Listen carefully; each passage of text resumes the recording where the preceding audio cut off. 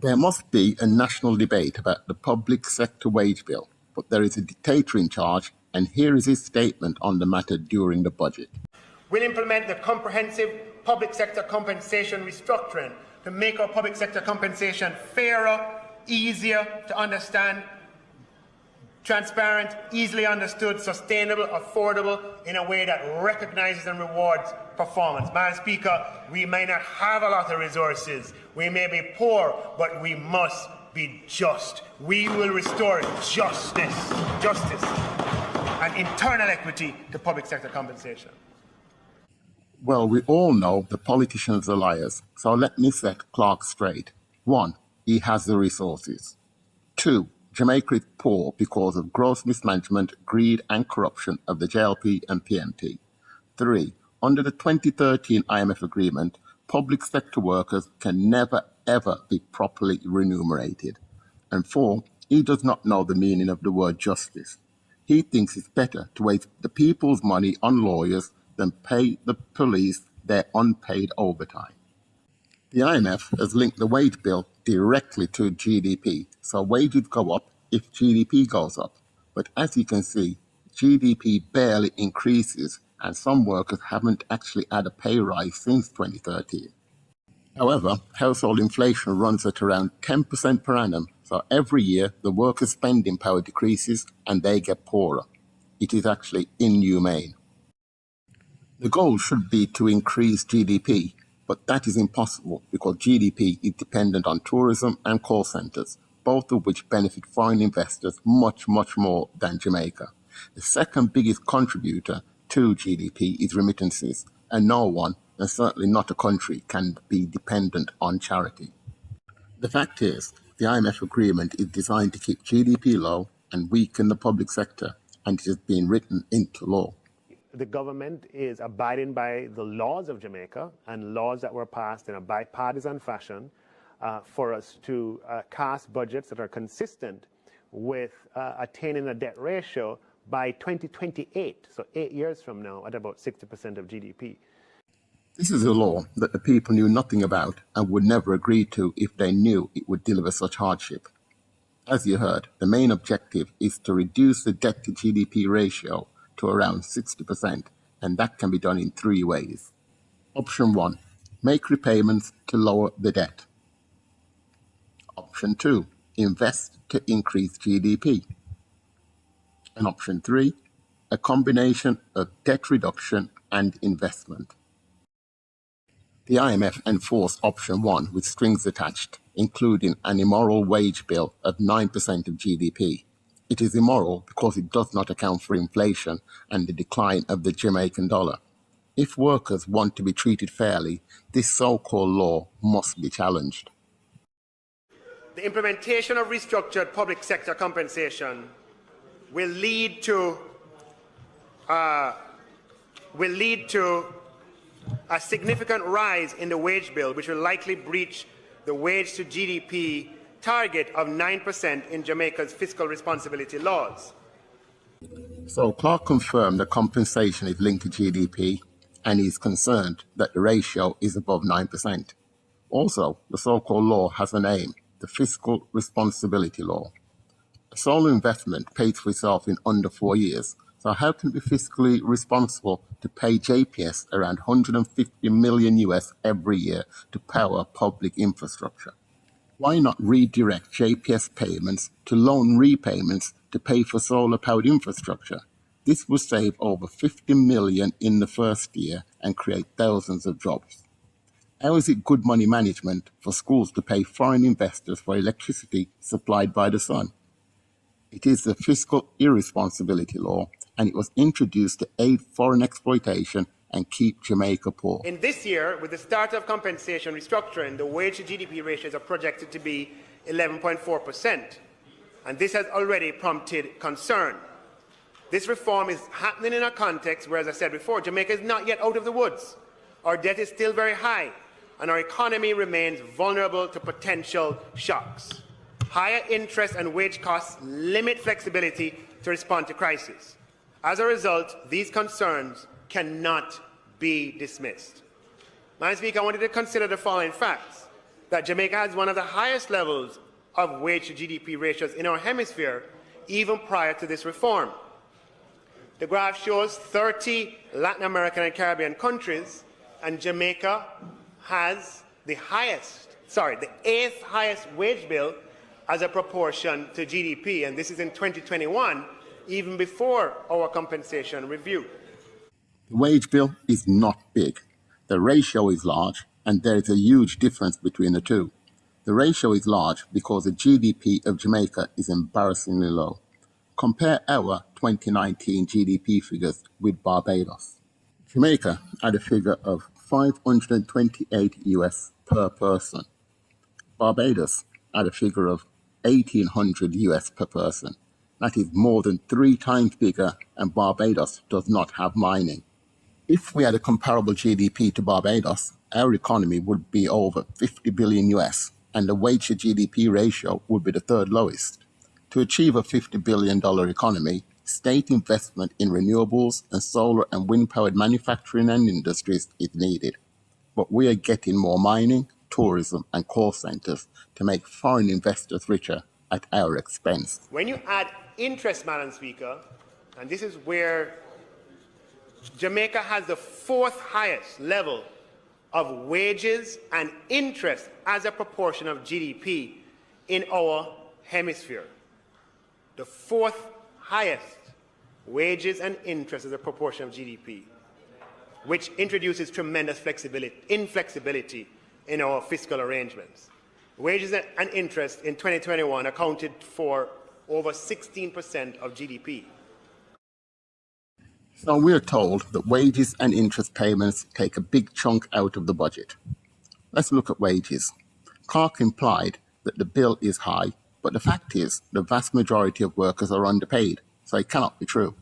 The wage bill appears large because the budgets are small, and that is a direct result of an economy that has been mismanaged and then sabotaged by the IMF and the World Bank.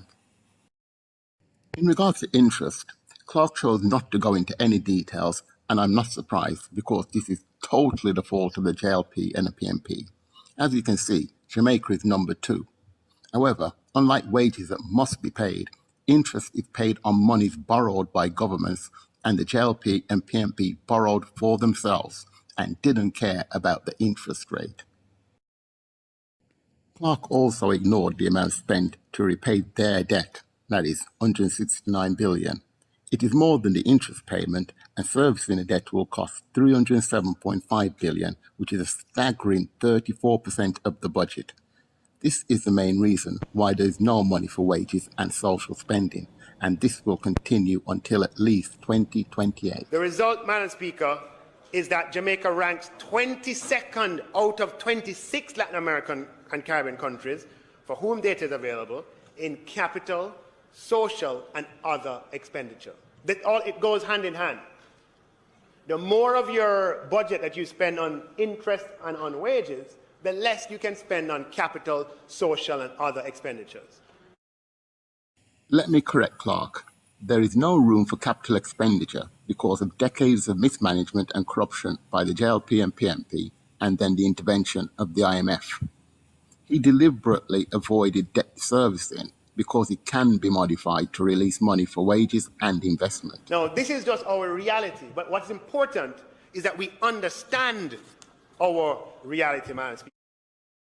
Our reality is a stagnant economy that cannot grow because it is dependent on exploitation of the land and people. And I want to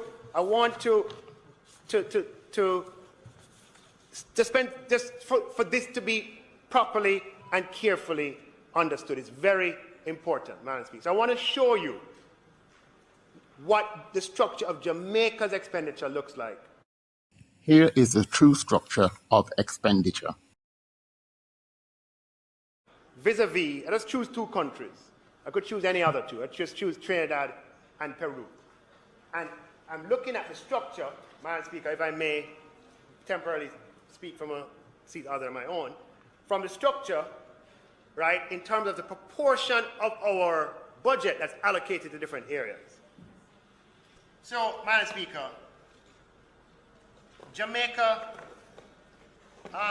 if this represents if this represents wages, Madam Speaker, Jamaica spends this amount on wages, right? And then we spend this amount on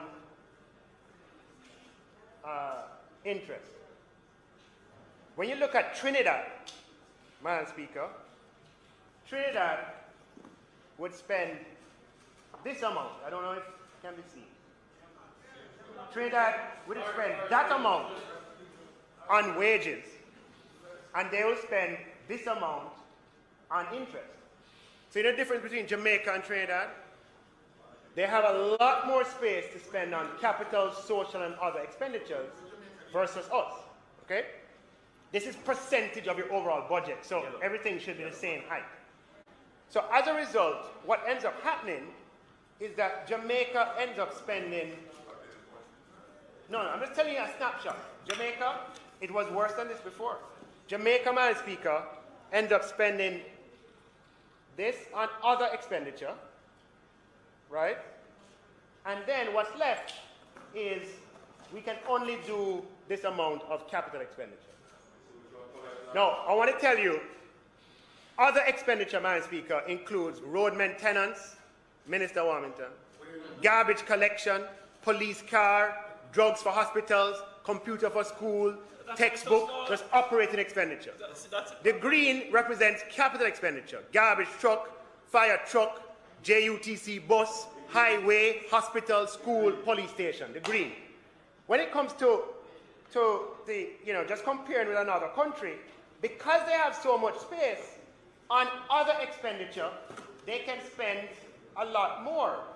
They can come in and spend this amount on other expenditure,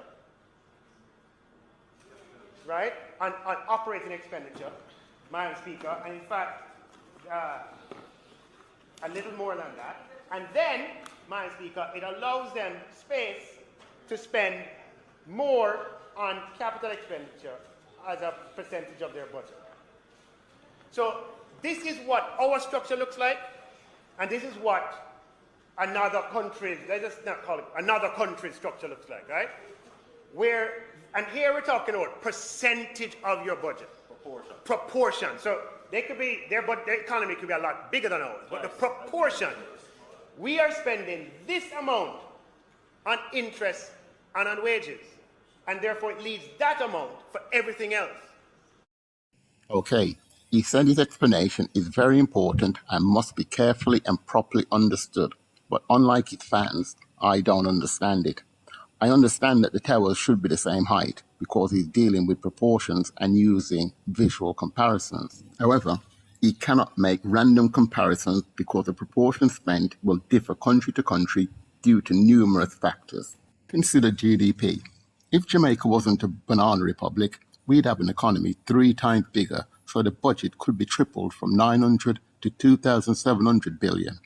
As you can see, if the wage bill remained the same, 290 billion, the proportion of the budget in red would be 11%. If the wage bill was increased 50%, the proportion would be 16%. That is half of the proportion of what it is today. Clarke's explanation is bullshit. Jamaica is a banana republic, so our budgets are small and wage bills look large. For a country to function, wages must be paid, so budgets should be big enough to pay workers. And note, the wage bill would be greater than 32% if the JLP and the PNP didn't abuse their power and not pay workers overtime for a decade. The bloody criminals. As previously mentioned, Clarke did not include a block for repayment, so his depiction is inaccurate and misleading, and the pie chart is a true reflection of expenditure. Debt mismanagement is the fault of the JLP and PNP. Reducing this figure would create room for wages and investment, but the corrupt parliamentarians do not want debt reduction to be part of the discussion because the full extent of their treachery would be exposed. So the ambition, Madam Speaker, of the government is to get to a position where our economy... Nigel, yes, sir. take off one of the blue bricks because since it's proportional, it will give you a proper thing. All right. Yeah, so it's like that. Right, thank you. No, Nigel, don't listen to Holness. Earlier, you said that the towers are the same height because you're comparing proportions. This is a wonderful example of the diabolical caliber of leadership of Jamaica. So where we want to get to, Madam Speaker, is that our economy is larger in size, but a smaller percentage is spent on wages and interest, right? So, in the future, if we can be in a position, that's what we are like today, where the economy is larger, I'll see if I can make it larger, and so we spend that on interest, on wages, right? Percentage of the economy is a larger economy. We spend that on interest, and then it puts us in a position where we can do this on operating expenditure, and we can do this on capital expenditure, right? A bigger economy, but different proportions, Madam Speaker. That is where we need to go. And that is where wage to GDP ratios actually matter, right? That is where wage to GDP matters, Madam Speaker. So it's not a theoretical concern. The brains running the country gave him a round of applause for that garbage. His ambition is for a bigger economy, but he didn't tell us how he plans to deliver it. Well, in 1994, my ambition was to marry Halle Berry. Wow. Clarke's ambition is to be the head of the IMF, and I wouldn't call that an explanation of the importance of the wage to GDP ratio. Even a child can reason that if a country's earnings are low, wages will be low and workers will emigrate. These are not theoretical concerns. Because when you have this, Madam Speaker, your flexibility is a lot less. You can't cut the yellow or the red. I agree. You cannot cut the wage bill, but you can make it fairer. Reduce the number of parliamentarians, get rid of their hangers-on and most senior management, and get rid of sham organisations like the Integrity Commission. This structure has multiple levels of corruption and has probably nammed 50% of the wage budget. In regards to interest, he could renegotiate a lower rate with the IMF, which is, after all, supposed to be helping poor Jamaica, and his yellow brick should be bigger to depict debt servicing, which can be cut.